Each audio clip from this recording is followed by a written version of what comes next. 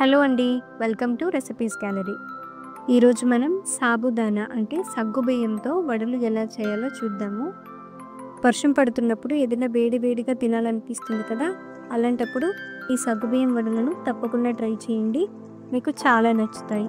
వీటి కోసం ముందుగా 1 కప్పు వరకు సగ్గుబియ్యాన్ని తీసుకొని 2 కప్పుల నీళ్ళను పోసి 5 నుంచి 6 గంటల వరకు నానబెట్టుకోవాలి. ఇలా నానబెట్టుకున్న సగ్గుబియ్యంలోకి సన్నగా కట్ చేసి పెట్టుకున్న ఉల్లిపాయ ముక్కలు, అలానే 2 పచ్చిమిరపకాయ ముక్కలు, అలానే కొద్దిగా కరివేపాకు, 1 టేబుల్ స్పూన్ వరకు ఉప్పు, అలాగే 1 టేబుల్ స్పూన్ వరకు కారం, 5 నుంచి 6 టేబుల్ స్పూన్ల వరకు శనగపిండి, అలానే 3-4 టేబుల్ స్పూన్ల బియ్యపిండి కూడా వేసుకొని, మీ దగ్గర జీలకర్ర పొడి ఉంటే జీలకర్ర పొడి, అలానే చాట్ మసాలా కూడా వేసుకోండి.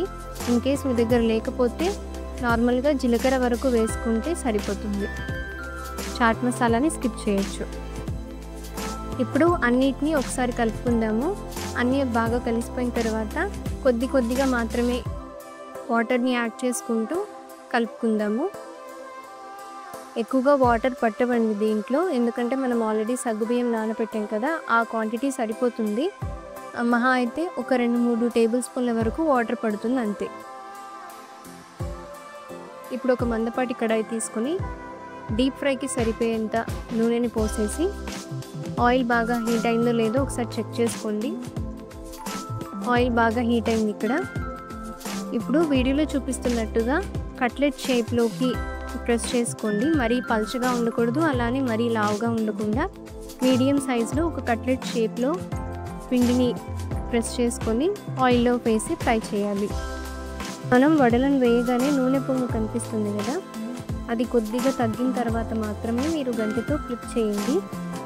అలా కాకుండా పొంగు ఉన్నప్పుడే మీరు ఫ్లిప్ చేయడానికి ట్రై చేస్తే కింద అడుగుకి అతుక్కుపోయి సరిగా రావు. అలానే మిగిలిన పిండిని కూడా వడల్లా చేసేసుకొని గోల్డెన్ బ్రౌన్ కలర్ వచ్చేంత వరకు ఫ్రై చేసుకోండి. అంతే అండి, ఎంతో సింపుల్ అండ్ టేస్టీ అయిన సగ్గుబియ్యం వడలు తయారైపోయినట్టే. మీరు కూడా తప్పకుండా ట్రై చేయండి. ఈ వీడియో మీకు ఎలా అనిపించిందో కమెంట్స్లో నాకు చెప్పండి.